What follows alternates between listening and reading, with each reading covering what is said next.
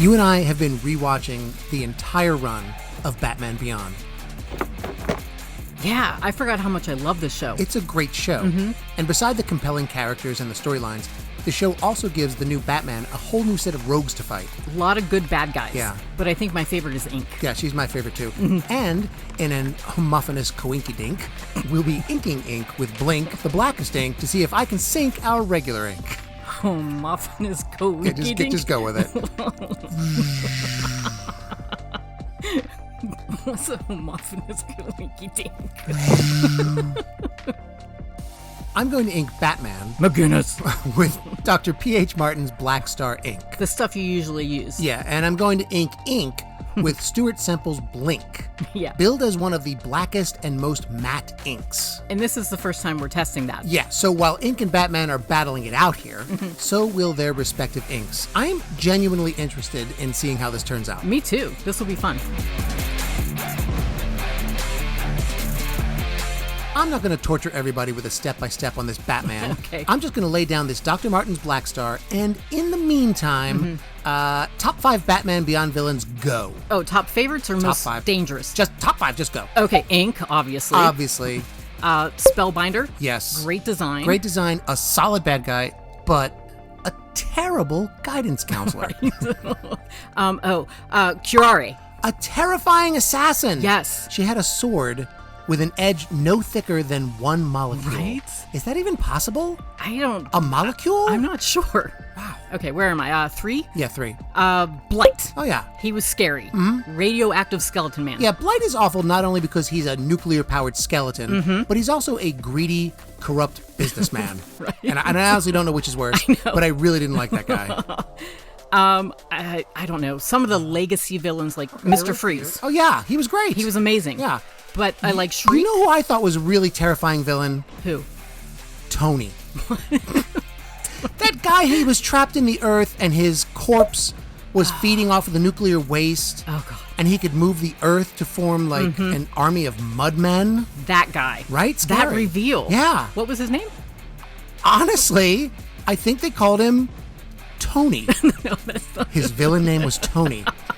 That really doesn't have the ring like Inque or Shriek. Well, it doesn't mean that he wasn't scary. Right. Okay, now I'm going to ink. Okay. And I'll be trying out Stuart Semple's Blink for the first time. Stuart Semple, of course, the founder of Culture Hustle. Yeah. Who puts out Black 2.0, 3.0, 4.0. Yeah. The world's flattest, blackest black paint. Right, and this ink, Blink, follows in the footsteps of Black 4.0 in that he bills it as the world's blackest, mattest ink. Right. It's waterproof. It's drip proof. I mean, we'll see if it's drip. We'll see if I can manage not to drip it. Okay. And it's supposed to be very black. Yeah.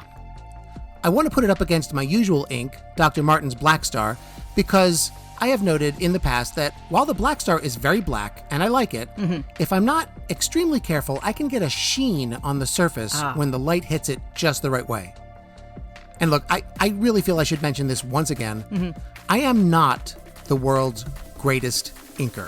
What do you mean you're not the world's greatest It's inker? true. It's Why am true. I even working in this half-baked studio? Okay, all right. Look, what I'm saying is there are probably people out there highly skilled at inking who might get different results than I do. Okay. So if you think Blink is worth checking out after I finish this experiment, I will have the link in the info and you can order some for yourself. Fair enough. So for anybody that doesn't know, Inque is a shapeshifter. Yes. She could be a deadly assassin. Right. But she's in it for the money. Yeah. A corporate saboteur. Yeah, and she is a character that you just want to keep seeing more of. Right? So as a PSA, I'm going to go down the list of appearances for anyone that wants to follow her storyline. Good idea. Her first appearance was in the season 1 episode Blackout, where you meet the character. A great debut. Yes. I'm not going to spoil it, so you'll just have to watch it. But Batman manages to defeat her. Yeah, and that's just the first time. And she returns in another season 1 episode called Disappearing Inc., where she breaks out of prison and causes more mayhem. Yeah, and Batman cleans her clock in that one too. Then, for some reason, they don't have her in any of the season 2 episodes. Yeah.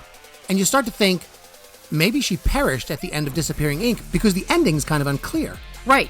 But then she slimes her way back in a season 3 episode called Inkling. Another homophone. Where we are introduced to a relative of Inque's. Again, she slinks away. And then returns in part 1 of the amazing 2-part episode, The Call, where we see Superman in the future and the brand new Justice League of the Batman Beyond time frame. That is a great story. It's amazing. Both parts, but Inque's just in the first part. Yeah, and then we don't actually see her again in Batman Beyond ever. No, but she comes back in a Justice League Unlimited episode called Epilogue. That is just amazing. It really is. It takes place another 15 years in the future. Bruce Wayne looks like the Crypt Keeper at this point. Yeah, Terry's in his 30s. Inque has just a brief cameo, so it's worth watching for that. Yeah, and it's confirmation that she survived and is still active that far in the future. Yeah, but the episode itself is like a final wrap-up of the Batman Beyond series, and it's just perfect. Perfect. All right, let's see who won this battle. Okay.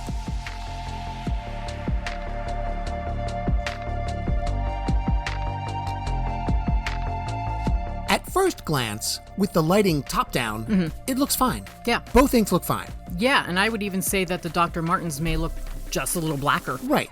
But again, that may be my inking. You know, maybe I went over it with a second layer. Maybe I brushed the blink on too thin. We don't know. Regardless, look what happens when we tilt this and the light hits it at an obtuse angle. The glare. Wow. Right? That really catches the light. Yeah. Like all up and down the leg. It's obvious in the mask. Now, to prove it's not just the one angle or the one figure, I'll flip it to the other side. And there it is again. Yeah. So blink is much more matte. Yeah, but remember, I really am cranking that angle down on the light, so it's not always so obvious. Let's look at it in color.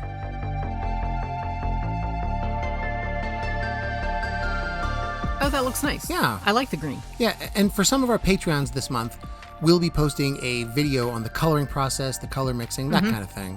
But keep in mind, even when you wash color over all this ink, there's the glare. Yeah, it can still show up. Yeah. So does that mean we switch to the more expensive blink from now on? It's twice as much. I know. That's a bump. Yeah.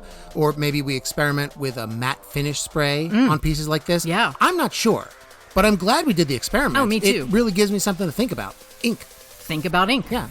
This has been Thinking About Ink with Vince and Michelle. Tune in next week where we'll bore you out of your mind once again. Thanks, folks.